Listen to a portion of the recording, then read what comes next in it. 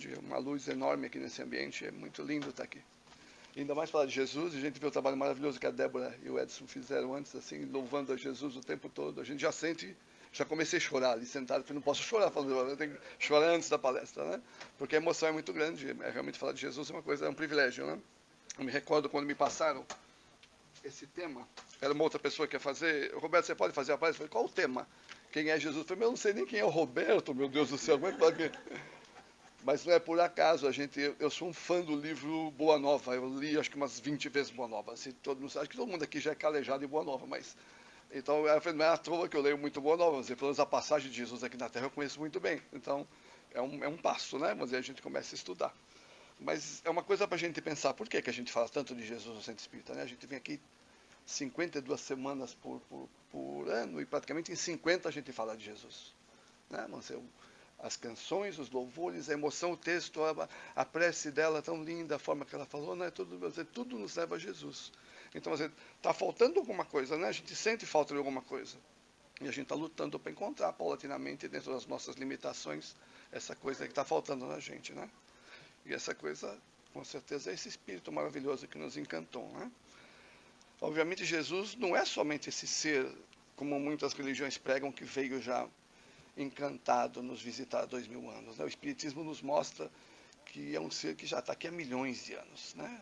Ele passou por tudo que a gente está passando, talvez não com esse corpinho como a gente tem, num outro formato, mas ele passou por tudo que a gente está passando, começou do zero como a gente começou, e paulatinamente alcançou o que ele conseguiu, né? Hoje ele é o governador do planeta, mas ele já estava aqui na época da gênese planetária.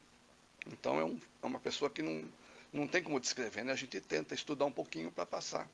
Estudaremos juntos, né? Eu não sou um palestrante, eu sou um falestrante, como eu digo, né? Mas vamos lá. Então, o estudo é baseado nos livros do Espiritismo e também na Boa Nova. Eu vou dar alguns exemplos, algumas passagens da Boa Nova, porque é um livro que, se vocês não têm, assim, relação com ele, é um livro que mostra a passagem de Jesus de uma forma linda, muito brilhante. Você lê, você chora. Se você lê 20 vezes a mesma, você chora as 20 vezes que você lê. Então, você abre uma página para ler, te conforta naquele dia, naquele momento. É um livro muito, muito lindo, realmente muito lindo, que Humberto de Campos fez com o Chico. Então, vale muito a pena. Então, eu fiz uma compilação. A gente pegou, não é nada, é a opinião do Roberto, talvez aqui é o Roberto falar de Jesus, mas a gente faz uma compilação de autores espíritas e frases que eles colocaram, a gente colocando, a gente vai comentando e passando situações e a gente vai avançando. O Richard Simonetti colocou uma descrição bastante interessante, acho que é mais próxima, ou talvez perfeita com a verdade do que ele representa. Ele é o espírito responsável pela administração e evolução do planeta Terra. É o espírito mais experimentado e maduro, alguém que vivenciou todos os estágios da evolução. Passou pelos cinco estágios, né? E se tornou o mais puro e elevado de todos os espíritos. Ele é o amor encarnado, é o amor em pessoa. Ele atingiu uma coisa que para a gente ainda é um sonho, que a gente não tem a dimensão e conhecimento para analisar, mas a gente sabe que ele é uma perfeição, né? O Richard, por acaso, desencarnou recentemente, né? Já uns 2, 3 meses atrás, onde ele deve estar lá chegando lá. Deve estar bem acompanhado, com certeza. Na questão 625 do Livro dos Espíritos, Kardec pergunta à espiritualidade: qual o tipo mais perfeito que Deus já ofereceu ao homem para lhe servir de guia e modelo? Mas ele não teve um pensamento, uma frase, nada, né? O Espírito da Verdade falou Jesus, né? Já é uma coisa pura e clara, né? E quando Jesus veio, se a gente for viajar na nossa mente há 2000 anos atrás, ele não veio, obviamente o povo judaico não estava esperando uma pessoa como ele, né? Tanto a aceitação não foi pronta por causa disso. Ele veio de uma forma amorosa, carinhosa, trazer uma mensagem de amor, e eles estavam esperando um guerreiro para libertá-los de Roma, uma coisa que era diferente do que eles estavam esperando. Mas Jesus veio com o jeitinho dele, e foi passando a mensagem, fazendo com que situações acontecessem. A gente vai falar algumas coisas mais adiante. O Alberto Almeida, outro palestrante que vai estar em Miami em março, diz: ele representa a síntese da perfectibilidade e da perfeição que o nosso modelo humano pode aspirar. Ele reúne dentro de sua postura aquilo que o ser humano pode focar enquanto objetivo de vida. É lógico que se a gente, no estágio que a gente está hoje, a gente se almejar Jesus, é lógico que ele é uma coisa muito distante, né? Ele é um espelho, a gente tem que seguir paulatinamente entre as nossas limitações para ir subindo devagarzinho, né? Porque ele está muito distante da gente, mas a gente vai chegar lá, um dia a gente chega lá, né? No livro Boa Nova, a gente tem uma passagem muito lindo é que ele vai, quando ele chega e vai conquistando e conversando com os apóstolos, a cada diálogo, a cada mensagem que ele passa, ele vai convencendo a pessoa de forma instantânea, como sempre, a gente lê isso nos livros, né? Como com Paulo, no livro Paulo e Estevão também, que ao ver Jesus, ele fala, o que quer que eu faça, mestre? Mas a pessoa se torna, né? Ele vai convidar Levi, por exemplo, que Levi era um cobrador de impostos, uma pessoa rica, os outros apóstolos os discípulos eram pobres, e fala com Levi, o que tu fazes, Levi? Ele fala, eu sou cobrador de impostos de Herodes, né? Ele falou, não queres cobrar os impostos do nosso pai? E ele automaticamente se junta, né? Mas ninguém regateia com ele, ninguém discute com ele, né? Todo mundo o acompanha de forma imediata. Ele nasceu numa relação de amor, né? José e Maria, tinha corpo físico como o nosso, padeceu as agruras desse corpo físico nos 33 anos que esteve aqui. Então, ele não teve nada mágico. Vamos dizer, a espiritualidade, logicamente, deve ter trabalhado imensamente para reduzir a luz dele, esse espírito maravilhoso, para poder entrar, né, no ventre, no trabalho que deve ter tido, a gente imagina, né? Mas os livros espíritas contam 700 anos, 500 anos, tem diversas versões, mas é uma quantidade de ano enorme, né, que ele possa se transformar para poder aceitar.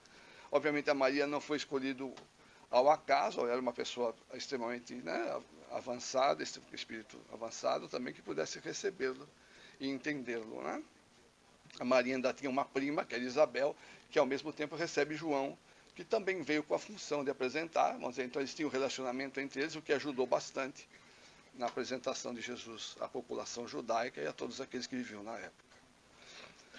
Ele não produziu qualquer tipo de milagre, ao contrário do que muitas religiões pregam, né? Ele, por ser o espírito mais avançado que conhecemos, ele exercia todo o conhecimento que possui em todas as matérias, tais como física, química, medicina, e com seu conhecimento produzia as curas, com a aplicação das suas mãos, né? Ele sempre enfatizava que a fé do atendido era o verdadeiro motivo da cura, né? Aquele caso da mulher que sangrava, que ela apenas tocou a veste dele, e ao tocar a veste dele, ela se curou, ela automaticamente. Ele sentiu que saiu um talento dele, ele pergunta, ele fala, eu senti que saiu alguma coisa boa de mim, né? Então, uma virtude, né? Uma virtude, desculpa. Ele falou, eu senti que saiu uma virtude de mim. Então, ele sabia que alguém tocou. Então, ele fala para ela imediatamente, foi tua fé, não fiz nada, foi tua fé que te curou, né? Então, é exatamente esse ser extremamente maravilhoso que a gente está falando hoje.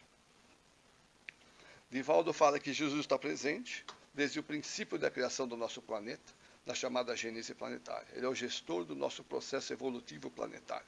Então ele está sob controle de tudo, ele é o nosso, né, absolutamente controlando tudo. Ele é abaixo do Pai, o Pai a gente não tem um conhecimento muito vasto, porque a gente não tem ainda, né, nós somos ainda ignorantes para entender exatamente a dimensão do que ele significa, mas Jesus a gente começa, através dessa passagem de dia, a gente consegue montar alguma coisa para poder entender um pouquinho melhor. Jesus é um espírito de uma esfera crística que caminhou entre nós, num exemplo de amor nunca visto antes. Foi um verdadeiro divisor, mostrando a todos, em apenas 33 anos de vida, o antes e o depois dele. Isso é o Divaldo falando. Então é claro que todos os espelhos, tudo que a gente passa na vida, você vê antes e depois de Cristo, tudo, mas até mesmo no mundo judaico, hoje se respeita e se entende que existe uma diferença de datas, então, existe um divisor de águas. Depois da passagem dele, o mundo todo se transformou, né? Chico diz, Jesus de Nazaré é o mais conhecido do planeta, filho do Pai, como ele foi e como é até hoje. Ele é capaz de reunir multidões em seu nome. O Chico sempre falava, até existe uma frase interessante disso, que ele dizia que os centros espíritas ficavam lotados em Minas, né? Não era por causa dele, que ele ia no centro e estava lotado. Ele falou, né, porque as pessoas estão com saudade da presença de Jesus, né? Mas elas estão com saudades da mensagem de Jesus, né? Ele continua, a origem de Jesus do ponto de vista histórico divide opiniões. Algumas linhas de pensamento cristã acreditam que ele foi concebido pelo Espírito Santo, nasceu de uma Virgem Maria, morreu crucificado e ressuscitou dos mortos. De toda forma, Chico fala, existe toda uma mística, tanto do nascimento como da forma física, quanto da capacidade e tudo mais, como se fosse necessário isto, para que as qualidades de Jesus fossem valorizadas. Isso são detalhes humanos, né? Mas isso não é importante. O importante é a mensagem que ele nos trouxe, que realmente nos deixou marcado em nossas vidas, né? Na verdade, o Espiritismo nos mostra que Jesus é um Espírito como somos, apenas que infinitamente mais elevado, que veio para nos mostrar o amor num momento crucial, no qual vivia a humanidade há 2000 anos atrás. Senão seria injusto o Pai criar seres tão evoluídos artificialmente e nos deixar para trás. Afinal, todos somos filhos do Pai e Jesus nosso irmão. Então, essa frase é bastante interessante, que nos mostra Jesus como um ser comum, né? Vamos dizer, ele passou por isso que a gente está passando e chegou lá como tem hoje centenas de espíritos crísticos, tem muitos espíritos crísticos que estão no mesmo estágio, mas ele sempre mais avançado que todos por ser o filho número 1, ou, né, o governador do nosso planeta e de outros planetas também, né?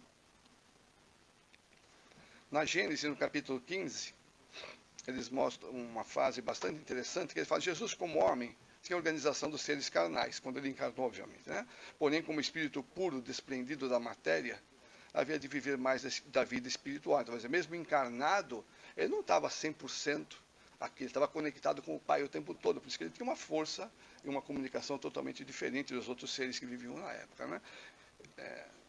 De cujas fraquezas não era passível, ele não tinha esse tipo de fraqueza, né? Sua alma provavelmente não se achava presa ao corpo, como a nossa é, dado ao grau de elevação dele, né? Senão pelos laços estritamente indispensáveis para mantê-lo vivo, né?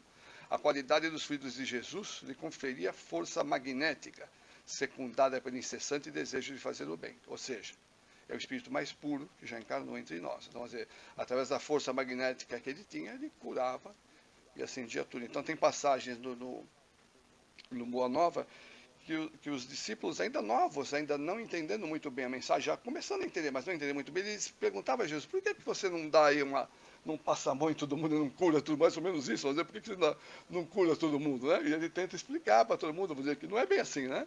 Vamos dizer, todo mundo tem uma vida, tem uma história, tem um livre-arbítrio, então as pessoas estão passando por alguma coisa, estão colhendo o que plantaram, estão passando pelo que plantaram, né? E existe, e até Tomé, tem a expressão que Tomé quer ver para quê, né? Mas ele dizia: estão cheios de visitantes ilustres aqui, vamos fazer alguma coisa para que eles se impressionem, né?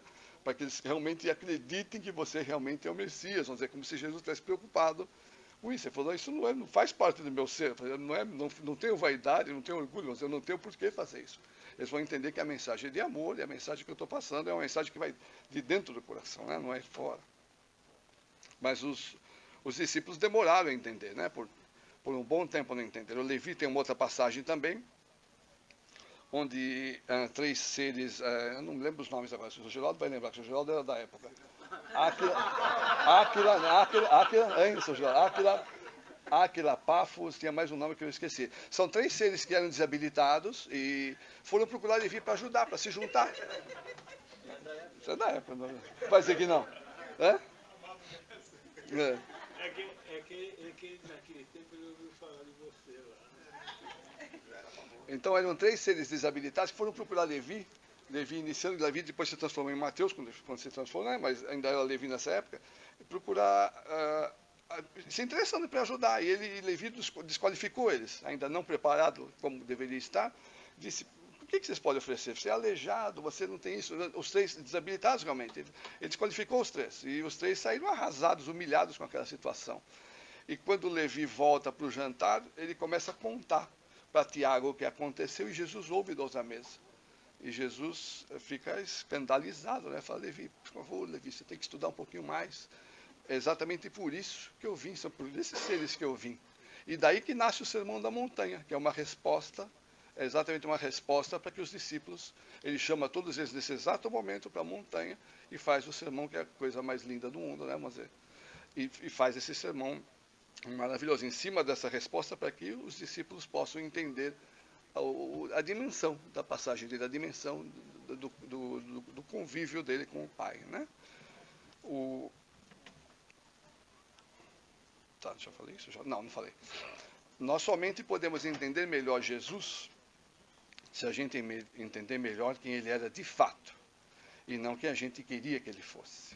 O Espiritismo veio cumprindo a promessa de Jesus, para, como diz Kardec, colocar os pingos nos is. Então, às vezes, Jesus fala, né? Mas ele anuncia que o Consolador vai vir, ele anuncia aos discípulos, e aí vem, milhares de anos depois, Kardec recebendo essas mensagens e nos passando, e através da literatura espírita a gente começa a aprender e entender bem a passagem dele. Mas foi exatamente agora, com a vinda do Espiritismo, que a gente consegue entender um pouquinho melhor, que antes as passagens e as interpretações eram um pouco equivocadas, então a gente não tinha uma ideia real, uma verdade real, do que ele falava, e as coisas eram mal traduzidas e mal interpretadas, e a gente tinha uma dimensão equivocada. Aquela passagem, por exemplo, que ele pergunta que a mãe e o irmão chegam na porta, e ele fala, quem é tua mãe e quem é teu irmão? Mas que as religiões interpretam mal, mas ele está dizendo só uma comparação de quem é o seu ser espiritual, o seu ser físico, mas ele só está comparando nesse sentido, mas a interpretação só veio com o Kardec. A gente não tinha isso antes, né? Então, por isso o Espiritismo tem uma importância brutal para entendermos a passagem e quem era Jesus realmente, né?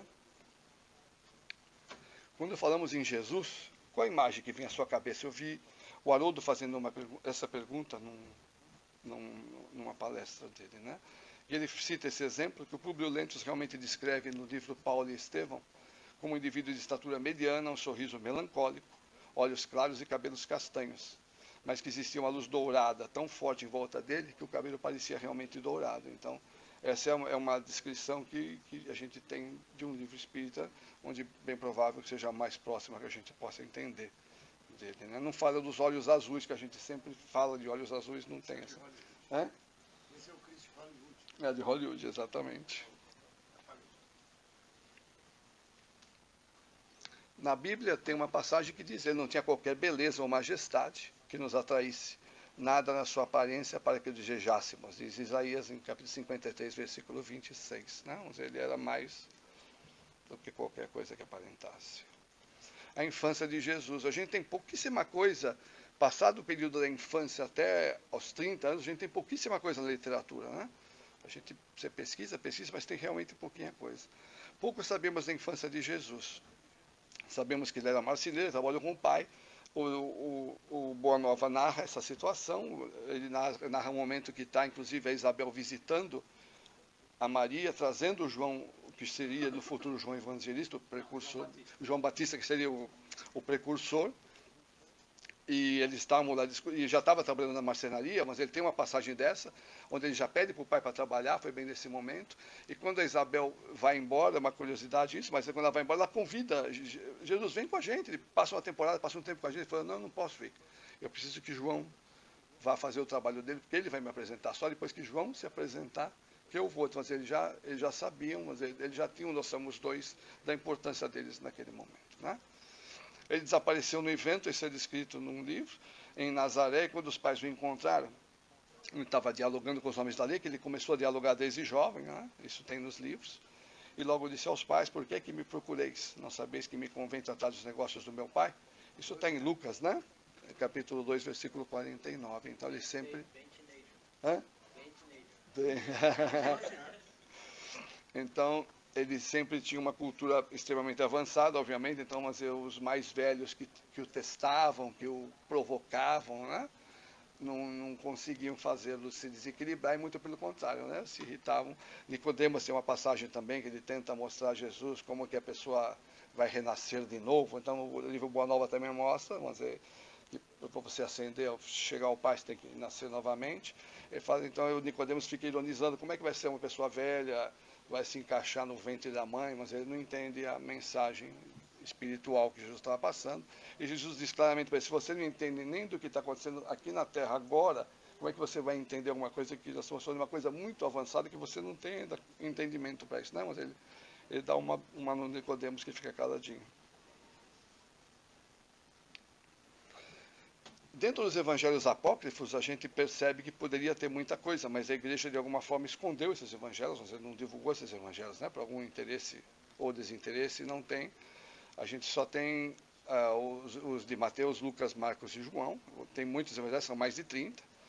No Evangelho da Infância, segundo Tomé, é um dos que foram referidos, eu li isso, né? E é possível encontrar muita informação de Jesus entre 5 e 12 anos, uma das poucas informações que tem, mostrando seus poderes milagrosos, que Tomé gostava de ver as coisas que ele fazia e achava aquilo como um show.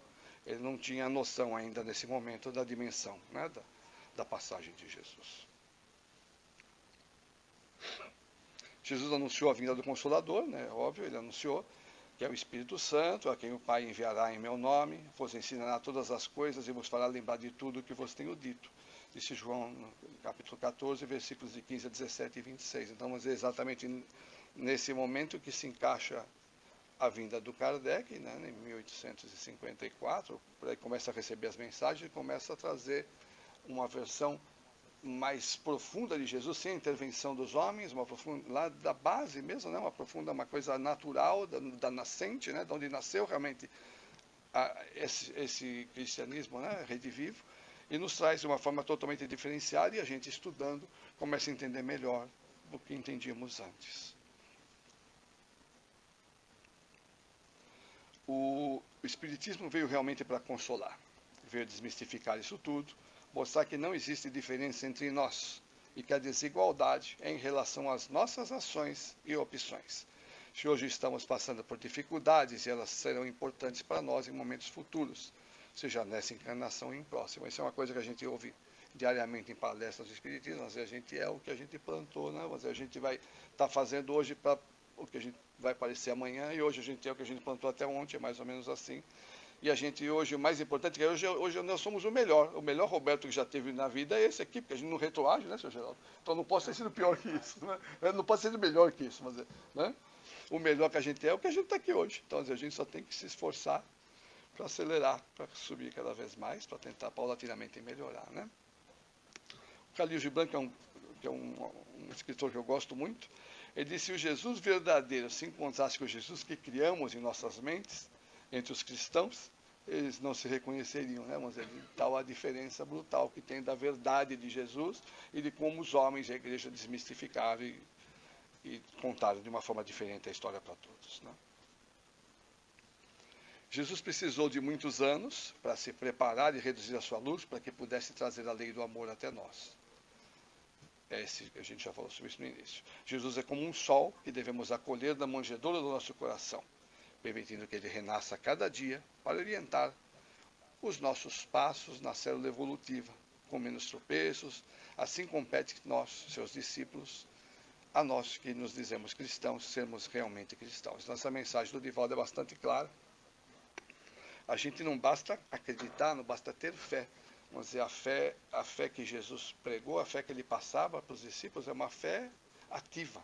Você tem que fazer, você tem que praticar, você tem que fazer algo a mais pelo outro. Por exemplo, não basta você ter fé e ficar dentro da sua casa acreditando e tendo fé. Então, quer dizer, a fé que ele nos mostrou, que ele nos passou, é uma fé ativa, uma fé que você vai passar esse amor que ele está trazendo para você, você vai passar para outro. Você vai transformar e transferir para outra pessoa, que é exatamente esse o sentido da passagem dele aqui. Tem uma passagem da Boa Nova que o Pedro não sabia orar, ele tinha dificuldades em orar, então ele reclama com Jesus, ele confessa a Jesus: mestre, eu tenho dificuldade em orar, né? Eu tenho dificuldade. Então Jesus reúne todos eles e fala o Pai Nosso, que é isso que a gente fala até hoje, dado a dificuldade que o Pedro tinha. E na Santa Ceia, aquela cena famosa, onde ele disse que sabia que ia ser traído, mas tudo ele tinha uma noção perfeita de tudo que estava acontecendo, né? Ele disse que ia ser traído, ele só anunciou para quem era todos eles curiosos em saber, mas falou a Pedro: não demora muito, você vai me negar por 3 vezes. E dito e feito, vamos dizer, passado alguns dias, quando Jesus é preso e Pedro interfere, briga lá com o soldado, é preso também, e no primeiro questionamento na prisão, pergunta ele: você está acompanhando o mestre? Não conheço, não sei quem é. E em seguida pergunta: posso? Não, e realmente negou por 3 vezes. O que era esperado, eles não estavam ainda preparados, né? Uma coisa que foi avançando, e depois sim, ele se edificou em amor, em caridade, e se tornou a pessoa importante que é para o cristianismo. O Haroldo diz: toda pessoa está circunscrita numa época. Jesus nasceu na Palestina num momento histórico muito importante, em meio ao domínio romano e com guerras e injustiças. Ensinou a lei do amor, a inclusão dos excluídos. Ele foi um exemplo contagiante que ilumina até hoje a nossa humanidade. Então, eu já falei de passagem nisso, mas é uma verdade. Quando ele chegou, se a gente imaginar, os judeus estavam esperando por alguém que viesse para lutar realmente, para que pudesse fortalecer eles militarmente, né? Uma forma desse gênero, era o Messias, né, que eles esperavam, para que realmente pudessem lutar contra os romanos e expulsá-los de lá. E pelo contrário, ele chega trazendo um desafio, uma lei do amor, uma coisa que não era agregadora com os judeus discordavam dele em algumas coisas, e assim foi. Ele fez o trabalho dele de amorosidade, enfrentou as situações, e nos mostrou, mas em apenas 3 anos que a gente tem dessa passagem, que foi dos 30 aos 33, tudo que ele provocou e desmistificou, e toda essa história que ele causou, e todas as passagens e parábolas que ele deixou, tudo que é um grande ensinamento para todos nós, né? Eu selecionei algumas frases que ele nos disse, para que a gente pudesse interpretar, para que a gente pudesse aprofundar mais, para entender melhor quem é esse ser e o quanto ele era brilhante, né? Em João, capítulo 10, versículo 9, Jesus diz: eu sou a porta, se alguém entrar por mim, salvar-se-á. Né? Como entender essa afirmação? Né? Que tudo o que ele ensinou é o caminho de salvação. O que ele ensinou mencionado em Marcos, capítulo 12, versículo 28 a 31, está resumido dessa forma: amar a Deus sobre todas as coisas e ao próximo como a si mesmo. E como amamos ao próximo? Através da prática da caridade. Então, eu sou a porta está ali, está aberta. Desde que você faça o seu, você vai passar por aquele caminho e vai vencer, e vai poder ir adiante, né? A caridade que a gente sempre prega, né? Ela é o X da questão.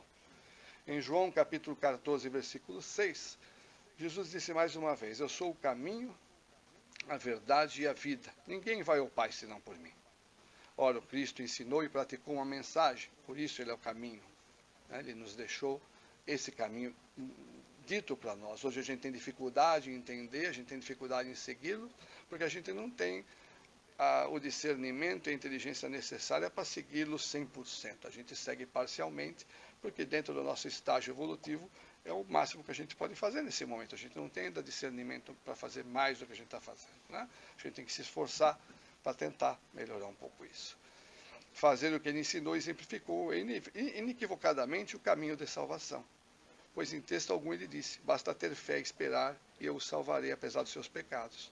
Então aí está a primeira mensagem clara.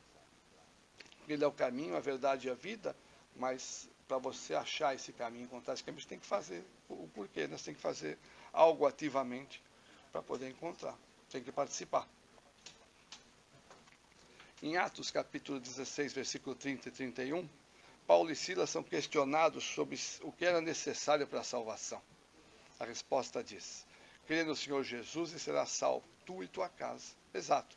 Né? Se acreditarmos em Jesus, faremos o que ele disse e exemplificou. Portanto, amaremos a Deus, a nós mesmos e ao próximo de forma ativa.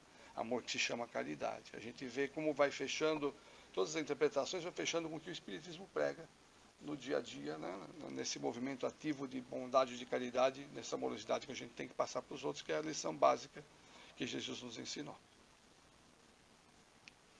Já em Tiago, capítulo 2, versículo 14 a 26, há a mais transparente afirmação de que não basta a fé inativa em Jesus para salvar. Diz Tiago que não haverá misericórdia para quem não teve misericórdia. E pergunta: que aproveita se alguém disser que tem fé e não tiver as obras? Né? Então é uma pergunta bastante clara. Porventura a fé pode salvá-lo? E se o irmão ou a irmã estiverem nus e tiverem falta de mantimento cotidiano, e algum de vós lhes disser: ide em paz, aguentai-vos e fortai-vos, e não lhes derdes as coisas necessárias para o corpo, que proveito virá daí? Assim também a fé, se não tiver as obras, é morta em si mesma. Nós não basta ter fé, a gente tem que realmente participar, enriquecer a nossa vida em proveito a outros e servir às pessoas, transformar esse amor que Jesus traz em nosso coração e transformar para levar para outras pessoas, em outras atividades, algo parecido com a caravana do seu Geraldo, coisas que a gente possa fazer, né? Não, a caravana que o senhor faz, vamos dizer, esse tipo de movimento nos fortalece, né? Vamos dizer, é um lugar que você vai pensando que você vai levar a mensagem, vai levar a amorosidade, e na verdade você sai embevecido, você sai fortalecido. As pessoas que estão lá, em condições às vezes paupérrimas, nos passam mensagens de amor muito maiores do que a gente é capaz de levar. A partir das obras, isso é em João 18, versículo 9, a partir das obras ninguém se perderá. E essa verdade é bem mais compatível com o infinito amor de Jesus e com a assertiva cristã em João 18, 19, de que nenhuma das minhas ovelhas se perderá. Às vezes a gente ouve pessoas que não têm muita paciência, dizer: mas a vida está assim, se lamentando, achando que não tem ninguém no comando, que não tem ninguém analisando isso. Mas tem pessoas que realmente desanimam ao primeiro desafio e logo começam a blasfemar. Então é óbvio, né? É óbvio que tem alguém no comando, é óbvio que o Pai está no comando o tempo todo, é óbvio que Jesus está atento a tudo que está acontecendo conosco. Então, e que as coisas acontecem não é na velocidade que às vezes a gente está esperando que aconteça, né? Acontece na velocidade da nossa necessidade, né? No pensamento deles, não na nossa forma de pensar. Em Lucas capítulo 10, de versículos 25 a 37, ele diz: Mestre, que farei para herdar a vida eterna? Sua resposta foi simplesmente amar ao próximo, assim como a lei ensinava, e quem lhe questiona pergunta: quem é o meu próximo? Né? Diz Jesus com a parábola que todos o são, todos podem ser instrumentos do nosso amor. Então, é o amor ao próximo, é o nosso slogan de vida, né? A nossa forma de vida. O espírita sabe que Jesus salva, mas para ser salvo precisamos trabalhar, merecer, amar, realizar a caridade. Nem o homem perfeito como é premia quem nada fez por merecer. Somente o mérito do esforço no caminho do Cristo é que dá à fé o poder de concluir essa salvação. Esse é o modo como Jesus salva, segundo o Espiritismo. Então, o que a gente aprende, né? A gente ouvindo essa mensagem, essa passagem, pouquinho, né? Mas não dá para a gente falar, né? Não dizer quem é o Roberto para vir aqui falar de Jesus de uma forma, né, exuberante, né? A gente tenta passar alguma coisa. Mas o que a gente aprende com isso? A vinda dele foi gratificante para nós, e a nossa retribuição, a nossa forma de retribuir tudo isso é nos alicerçando e nos melhorando a nós mesmos, né? Porque ele se sacrificou e mudasse no dia a dia a nossa forma de agir, nossa forma de ser, nossa forma de encarar o próximo, de mudar nossas famílias, nossa forma de viver em nosso ambiente familiar, né? Porque é ali que a gente aplica tudo que a gente aprende aqui, é lá que a gente vai aplicar em nosso ambiente familiar. Então, essa é a esperança que nos deixou. Então, é isso que a gente tem que agarrar firme e forte para poder aproveitar. Espero que vocês tenham aproveitado. Obrigado por terem me ouvido. Um beijo grande.